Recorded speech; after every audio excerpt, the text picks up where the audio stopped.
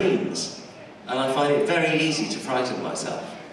Yeah, I mean, it's just a thing that I've inherited from my mum. So I don't have to, but you do really have to imagine being frightened, and you know, you finish a little bit like that, and it seems silly, but you're shaking, because you have persuaded yourself that these worms are attacking you. I think we all have frightening experiences in our life, and I suppose what actors are trained to do is go back to those and remember exactly what the emotion was. And that's quite hard. So my wife said to me once, how do I know you mean it when you say you love me? And I said, well, I've got two options here, haven't I?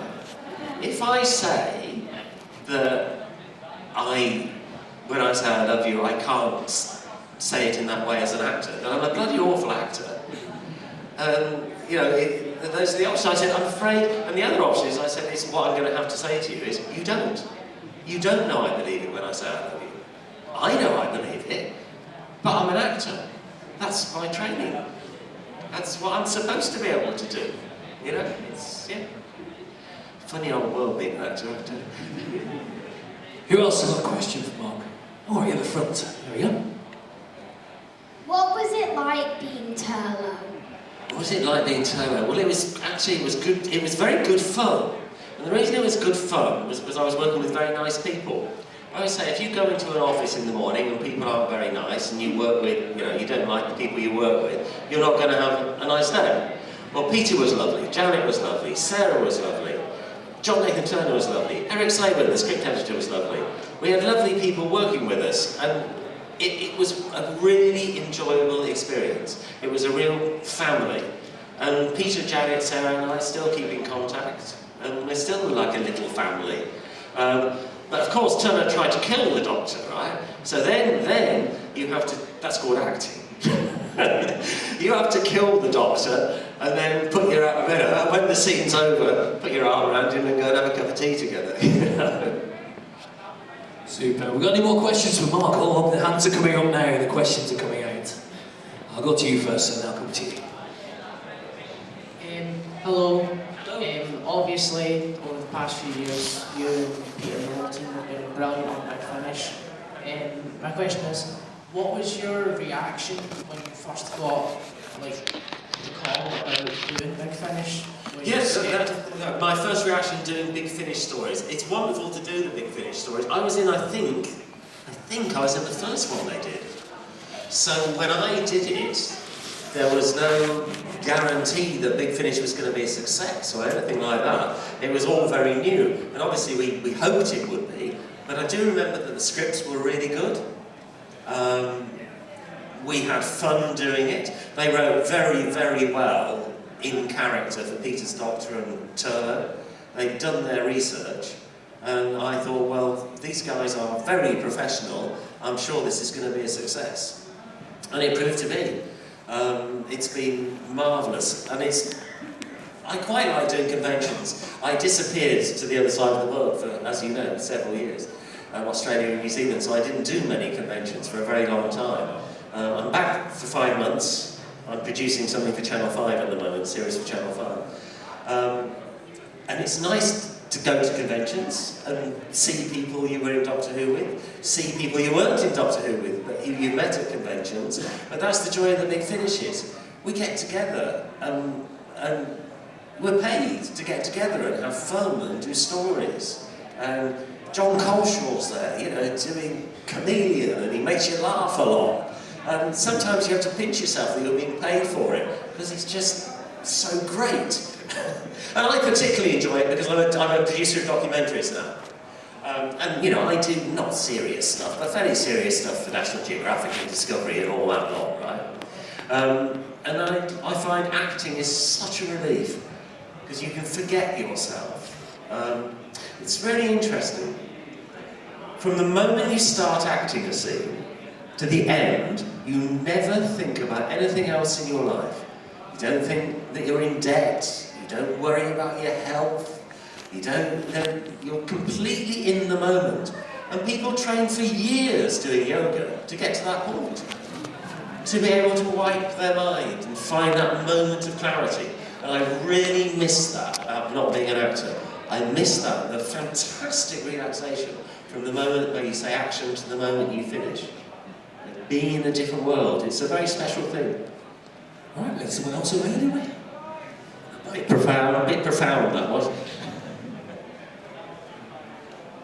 Mark, I know you mentioned that one of the reasons you left was because Peter Davison was leaving as well. But it struck me that you and Colin Baker's Doctor might have actually been quite a sort of spiky combination. Would you have ever considered staying on to sort of work with a different Doctor?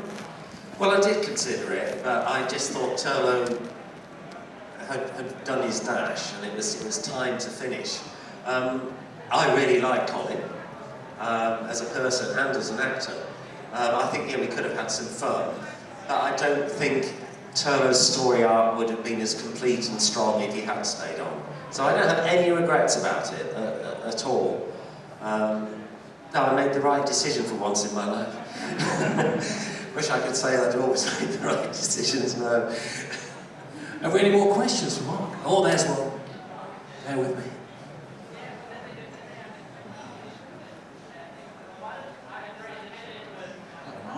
What was it like working with George C. Scott? Oh, George C. Scott, my mother's favourite film. For those of you who don't know, I played the young Scrooge in a version of A Christmas Carol in which George C. Scott played Scrooge. So I did all the young men bits when he looks back into the past. It was very, very strange, actually. It was filmed near Shrewsbury, and my dad had just stopped being a musician and just started to manage properties for the National Trust. And he got a job at a place called Attingham Park, just outside Shrewsbury. And that's where we filmed A Christmas Carol. So my parents moved in, and 2 weeks later, I was staying with my mum and dad going down onto the film set. Extraordinary. My mother absolutely loved it. And actually, it's a really nice film. And George was, I think George is great in it. And he was a bit starry, because American actors are. But he got used to working with English actors, because we were all quite well-known English actors, and we don't have a star system, certainly amongst actors. We don't treat each other differently. We're just doing a job and getting on with it. So he had to, I think that took a bit of getting used to, but he did a brilliant performance. Every Christmas my mother puts it on the television and absolutely adores it. So it's probably the favourite job I've done, because my mum loves it so much. And I talk nicely in it, I'm quite posh in it, and I've got period costume on, and it's a romantic part, and I even dance. All the things Mum wanted me to do, which I didn't do. Because she watched my first episode of Doctor Who, right? I mean, Angels, when I was in Angels playing telly, she hated Angels. I mean, she said, Mark, why can't you speak properly on television, right? And then I was in Doctor Who, and she watched the first episode, and the phone didn't go. So I waited about an hour, and I rang my parents. I said, did you watch Doctor Who? Because, my parents are perfectly nice, but not the most supportive people about my acting career. And she said, oh yes, Mark, yes. Yes, you were very good in it, not our sort of television, though. We won't be watching it again. So it kept me in my place, at least. It had that bonus. So A Christmas Carol, Mum loves that. Fantastic. Any more questions for Mark? Oh, they can couple at the back. I'll come to you in a second. Let's go here first. Hi Mark. Did you ever consider asking John Nathan Turner, hey, Turlo's left Earth now, he's in a spaceship that's massively bigger on the inside. Perhaps he might want to get out of his school uniform? Well, no, it was my decision, actually. John did want me to change costumes, but I felt that with the assistants changing costumes, with a new baddie every 4 weeks, you needed to know who Turlo was. And if Turlo had changed costumes, he wouldn't be as instantly recognisable. So I wanted Turlo to be instantly recognisable and there'd be no confusion. So it was my decision, and indeed I chose my own costume. I went out with the costume designer and chose it. Obviously it had to be a suit, because he you know, he was pretending to be a public school boy. But other than that, she pretty well allowed me to buy what I wanted to. And I put it on and went into the office and saw John and Eric, and John said, "Oh my goodness," he said, "you look like a funeral director." And I said, "Well, that's a good start, John, I think. I think that we've achieved what we wanted to." Yeah, I mean, it was black, you know, it was a bit evil. But John was allowed to choose the socks. I let him do that. And there are a few shots of socks in my periods in Doctor Who, and you'll notice, being John Nathan Turner, they're like pink and white fluorescent stripes, or green and yellow stars, or things like that. But yes, so no, it was my choice. And yes, I was in shorts in the last one. Well, John, I mean, I don't take acting that seriously in the sense of it's not the be-all and end-all of life, although I do take the job itself seriously. And John said to me, he said, "Now, Mark, the girls are always wearing short dresses. I think it's time we did something for the boys. Would you wear shorts in the last episodes?" And it was on Lanzarote. And to be honest, I at the time I wore shorts a lot because I used to cycle backwards and forwards to the BBC. So if John wanted me in shorts, I was perfectly happy to wear a pair of shorts if it made him happy.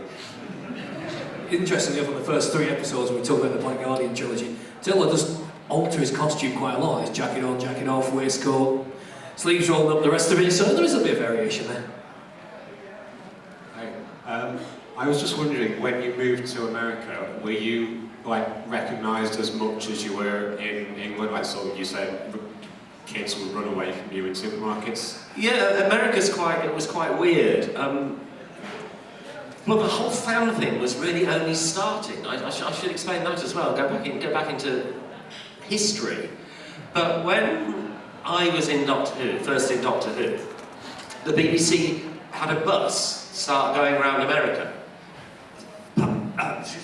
publicising Doctor Who. And so I had to go to the States every 3 weeks, pretty much, to help publicise Doctor Who. It was broadcast on public service stations, which are funded by local people who want that station to exist. So they don't have a licence system like we do in the BBC. So we'd have to go. Excuse me, I don't talk very much normally. I'm being quite serious. I'm a TV producer, I sit quietly in edit rooms. This talking thing is new to me. So you'd have to turn up and say, watch Channel 14, you must watch Channel 14 in Dallas. Great programmes like Doctor Who. Subscribe to the channel, please, and keep this quality programming coming.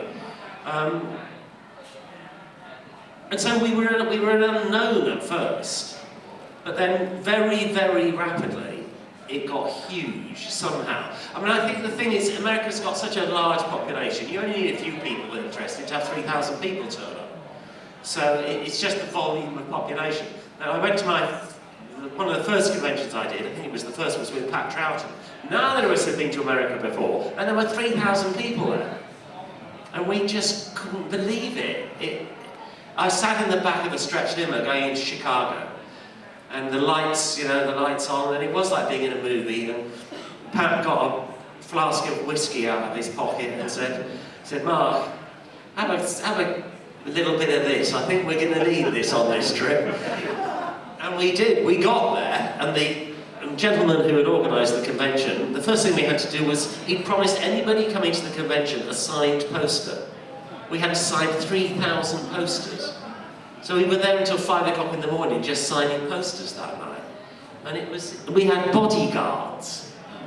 It was just peculiar. You were treated like an absolute star. I remember George Takei from Star Wars Night. We did an appearance in New York together. And George said to me, he said, "Mark, would you like to come out for a dinner tonight?" And I said, "It'd be very nice, George, thank you very much," right? He said, "Shall we take your driver or mine?" And I said, "Well, George," I said, "I'm an English actor. I'm afraid we don't have drivers in England."